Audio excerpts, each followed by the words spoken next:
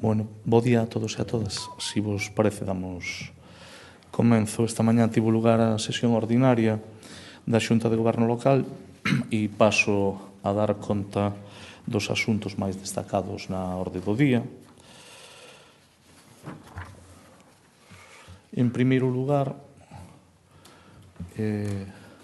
como vedes aí, hoxe aprobamos inicialmente o proxecto de reparcelación do solar onde está o antigo parque de automóviles da Grela, unha superficie que pertence actualmente ao Ministerio de Defensa, mais na que está previsto efectuar un reparto dos terreos para que o Concello poida dispor do espacio necesario para acoller novos equipamentos públicos.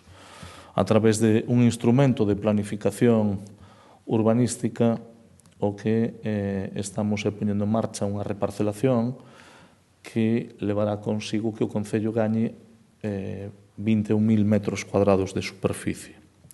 Os trámites para concretar esta reparcelación comenzaron o pasado mes de marzo e nestos 3 meses traballamos na redacción dos informes técnicos para chegar a este punto con todos os informes técnicos favorables. Tras a aprobación inicial por parte da Xunta de Goberno, ábrese agora un período de exposición pública de 30 días que son os trámites habituais nestes casos antes de proceder á aprobación definitiva do proxecto. A recuperación desta parcela non é unha cuestión menor, leva sen uso moitos anos. Como ben saben, pois no ano 2009 se asinou un convenio co Ministerio por parte do Concello e dende esa pois non se tomou ningunha decisión ao respecto. O noso obxectivo é un obxectivo moi claro, que é obter parte dese soar para proceder á súa urbanización e poder destinar esta superficie a equipamentos públicos. Que significa este proceso de parcelación? Este proceso de reparcelación leva consigo unha clasificación de suelo comercial industrial que significará unha edificabilidade para o Concello moi relevante tamén para o propio Ministerio, como non.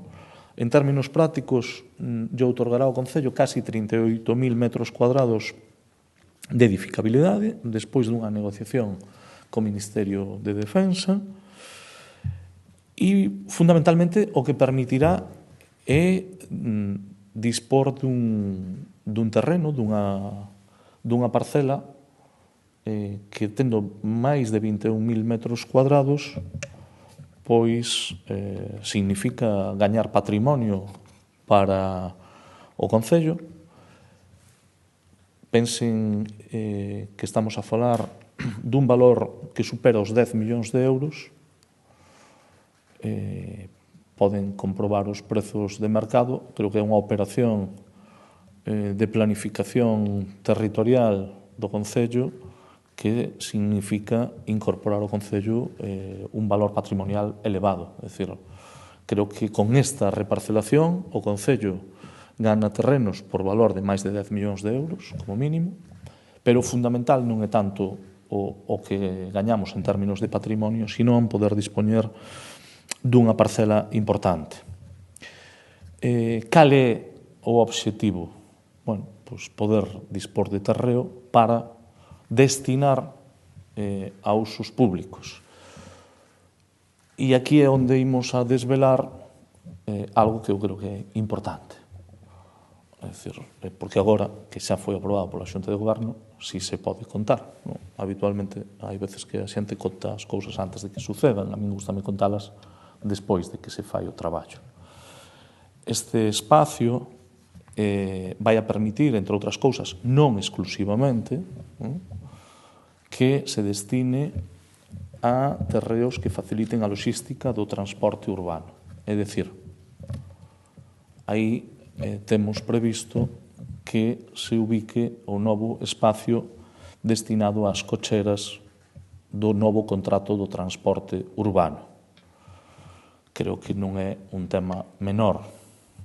Estamos a falar dunha edificabilidade de 38.000 metros é un paso moi relevante que, cando nos preguntan polo contrato do transporte urbano, o que explicamos é que estamos traballando nel, que hai un leve retraso sobre as previsións, pero que é máis importante facelo ben que facelo rápido.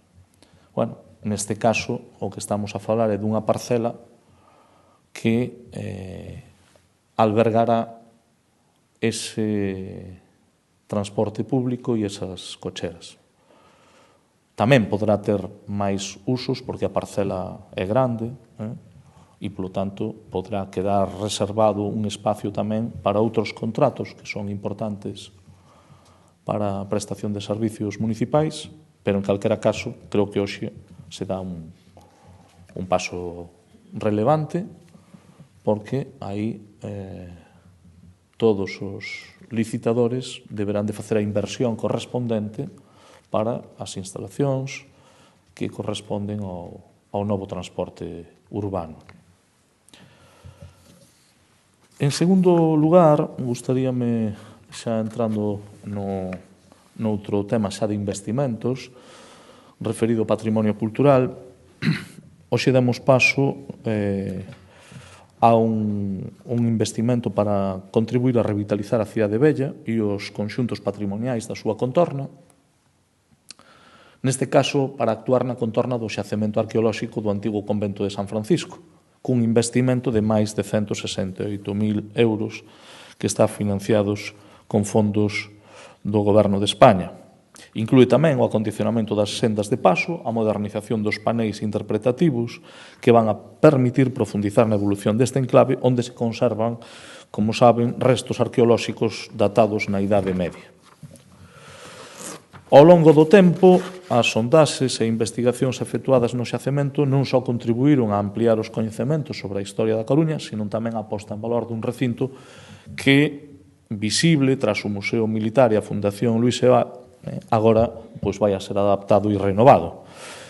É dicir, imos paso a paso abrindo camiño ás intervencións de melloras que foron formuladas para o conxunto do barrio, que na súa meirande parte contemplan a restauración de pavimentos históricos, como no caso da Praza das Bárbaras, tamén adecuacións nos percorridos peonís para que as persoas con mobilidade reducida poidan acceder sen dificultade a puntos como este xacemento. As actuacións na contorna do antigo convento de San Francisco son a quinta intervención de millora impulsada polo goberno de Inés Rei na cidade vella dende finais do ano pasado. Como saben, nos últimos meses abrimos os trámites de contratación para restaurar as Prazas das Bárbaras, o mausoleo de Sir John Moore e, ademais, as sondaxes que permitirán profundizar na historia da Casa da Sinagoga, que foi adquirida polo Concello no pasado mandato. Tamén está previsto restaurar a Praza de Azcárraga. E xa a partir destes días iniciaremos, como saben, os traballos de renovación de toda a instalación eléctrica do Museo Arqueolóxico do Castelo de San Antón. Tamén no referido aos investimentos, esta Xunta de Goberno abordou un contrato importante como é o dos parques biosaudables en materia de infraestructuras. Hoxe douslle luz verde a licitación dos traballos para renovar as áreas biosaludables existentes nos parques de Oza, Sagrada Familia e a contorna das Lagoas. Neste sentido, quero destacar que a Coruña é unha cidade na que pouco a pouco estamos a gañar máis espacios públicos nos que se fomente a práctica deportiva ao aire libre. É unha prioridade que fixou a nosa alcaldesa, Inés Rei, prioridade que estamos executando como goberno e creo que temos exemplos moi visibles no día a día, como o carril runner no Paseo Marítimo, mais tamén coa creación e apertura de máis equipamentos como áreas deportivas de calistenia e parques biosaudables. Os biosaudáveis concibíronse especialmente, como saben, para fomentar a práctica do exercicio físico para persoas maiores e nos últimos anos se ven traballando para modernizar as áreas xa existentes. Fíxose tempo atrás xa en Palavea e tamén se están creando novas áreas en distritos onde tiñamos algunha carencia como na referida urbanización Breogán. Nesta quenda imos a abordar tamén a renovación de 3 biosaudables nos que, ademais de ampliar a súa capacidade, vamos a renovar o firme, imos incorporar novos equipamentos de tonificación muscular con materiais máis adaptados fronte ás inclemencias meteorolóxicas. Será no Parque de Oza, na Sagrada Familia e nas Nagoas. Unha inversión de máis de 330.000 euros nesta actuación. Como ven, o Concello sigue no día a día xestionando e tomando decisións en términos económicos, xunta de goberno tras xunta de goberno, e máis que se adianto que virán na seguinte xunta de goberno. É dicir, de aquí ao final do mandato se multiplicarán os investimentos, o cal deixará claro que o Concello non só goza de boa saúde, sino que sigue investindo nos barrios da cidade. Tamén hoxe, na Xunta de Goberno local, fixemos balance das licencias e dos permisos autorizados dentro do Concello. Compre destacar que seguimos dando pasos firmes para cumprir a folla de ruta do Plan Municipal de Vivenda 2025-2030, desenvolvendo novos ámbitos residenciais, atendendo á demanda actual existente.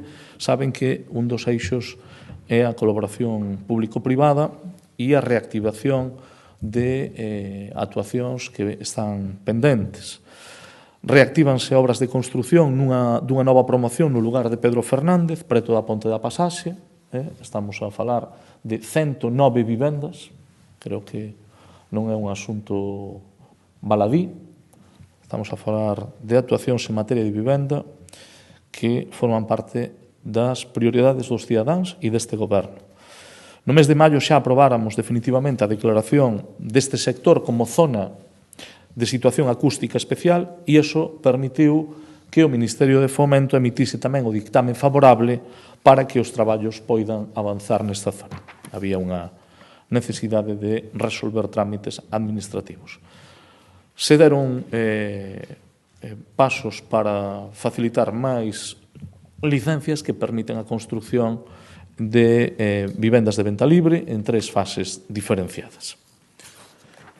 E ata aquí o, digamos, máis destacado a Xunta de Goberno. Temos tamén adoptado unha decisión que eu creo que é importante, como continuar cas expropiacións de Nostián.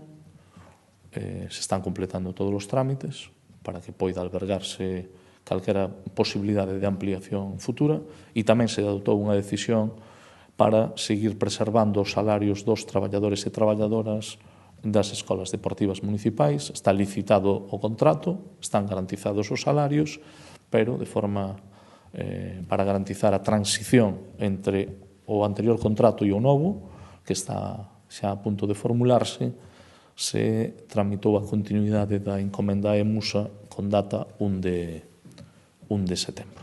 E ata aquí o máis destacado da Xunta de Goberno. Se teñen calquera cuestión que queiran comentar ao respecto desta Xunta de Goberno, estou ao seu dispor.